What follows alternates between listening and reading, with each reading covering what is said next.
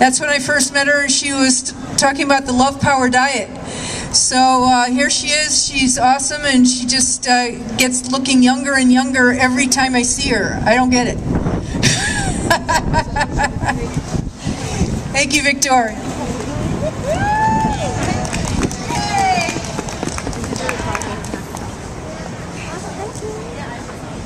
Hi, everybody. You guys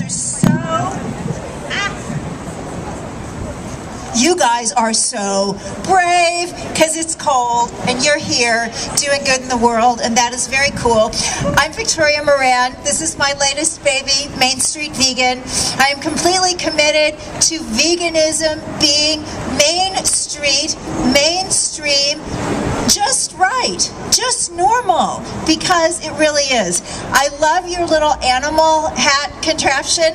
I happened to watch the Shark Tank show last night. Does anybody watch that? Vegans can watch TV.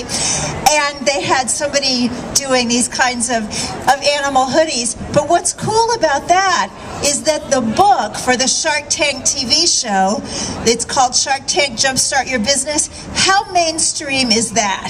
That's just like America and capitalism and American dream and all that stuff. Do you know who they tapped to write their book?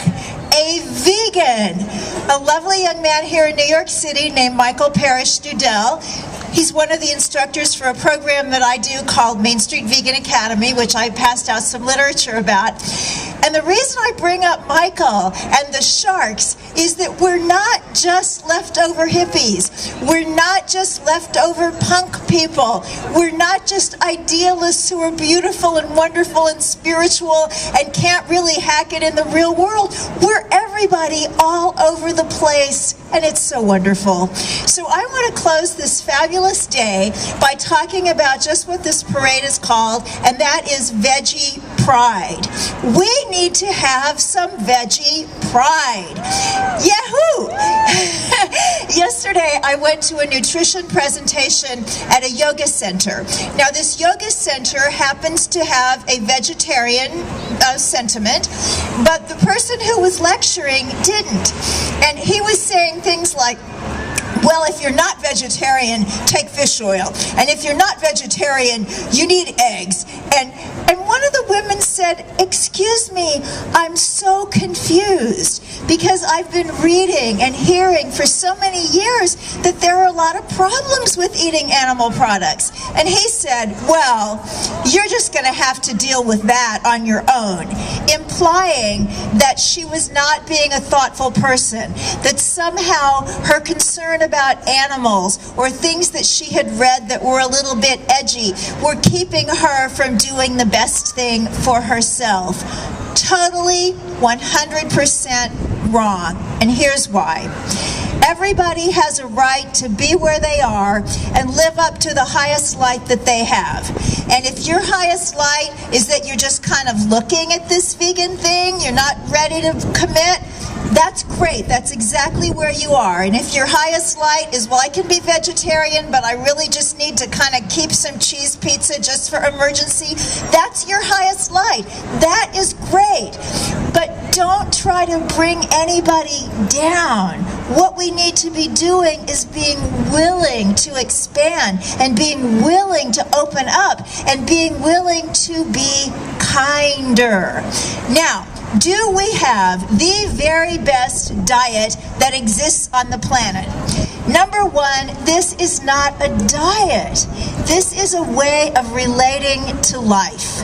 I was on a radio show not long ago, and at the end of it, the interviewer said, whoa, this is so exciting. I think vegan and paleo are the best diets there are. And I thought, I have failed because this is not a diet. It's a great way to eat. In terms of heart disease, which kills more men and women than any other disease, a low-fat, whole foods, plant-exclusive diet has been shown to do what no other way of eating, no surgery, and no drug can do. That is reverse heart disease, turn it around, reverse it, something that 30 years ago they didn't even believe was possible. This we know. We also know that the more plants and the fewer animals different population groups eat, the less cancer that they have. We also know that there are substances in plant foods like white mushrooms and red tomatoes and orange squash and blueberries that heal the brain, the arteries, and that actually kill cancer cells. This is all great. Now, we know that eating animals doesn't make people healthy because most people eat animals and most people are sick. Does it mean that we are going to live forever? No. Does it mean that nothing bad will ever befall us? No. But you know what it means? It means that we are doing the most good we can possibly do just by living our lives every day. This way of living and eating is really healthy, but ethically, it is unassailable. You can argue the health, and some people do. Nutrition is supposed to be a science, but it's so much more a philosophy. It depends on who you talk to. Whether somebody thinks we should have no animal products or lots of animal products or no supplements or lots of supplements. I mean, it's really a lot like religion. But when you look at the ethical aspect of what we're trying to do, which is live in a way that doesn't harm anybody and takes really good care of ourselves, it's spectacular, and there's nothing like it. I'm working right now on my 12th book, and it's called The Good Karma Diet.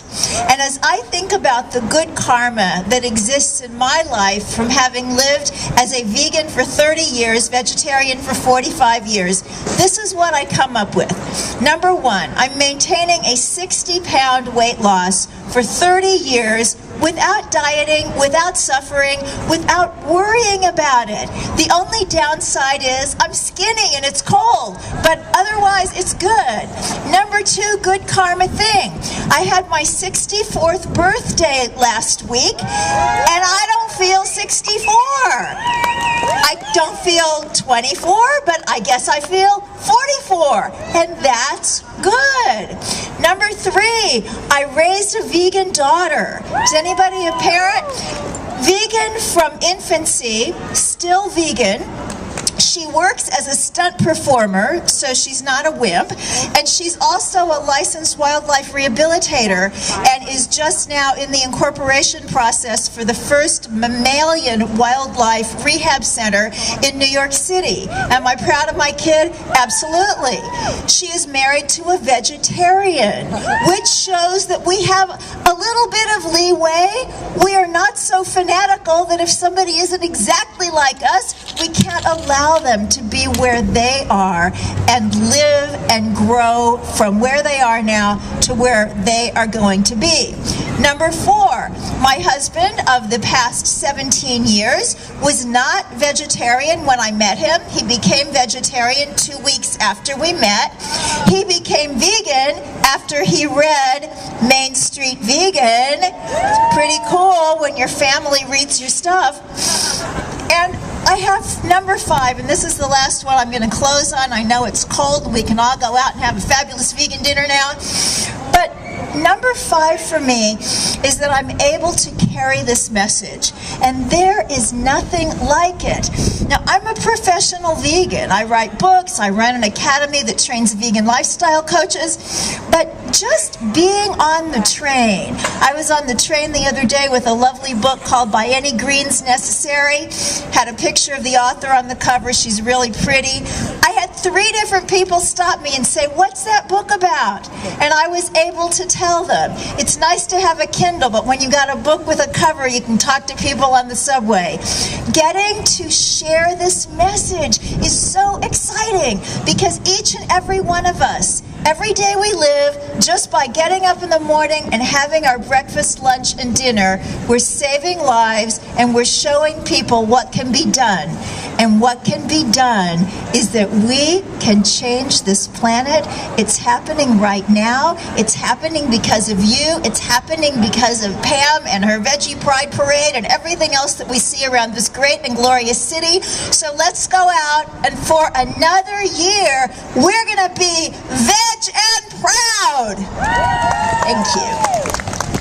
And I have a couple of books if anybody wants one, and I'll be around to talk if anybody wants to do that. God bless you. Have a great year. Okay, Victoria was in fact not the last speaker. We have